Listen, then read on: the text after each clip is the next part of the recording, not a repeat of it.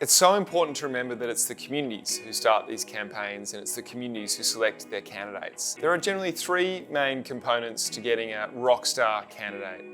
The first is an active and growing community group.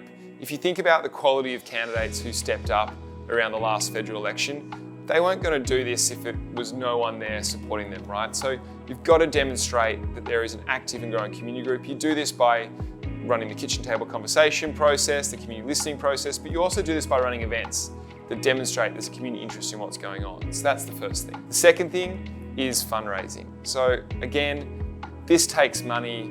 It's a professionalized game now, politics, for good or for ill. And so if a community candidate wants to compete, they need to be able to know that there's some resources there to support them. And so a community group that can demonstrate it's got the wherewithal to already start doing some fundraising before the community candidate's even selected really demonstrates that it's serious about the challenge ahead. And then the final thing that they need to demonstrate is that there's a viable pathway to success. This is often where the Climate 200 polling and other research work comes into it.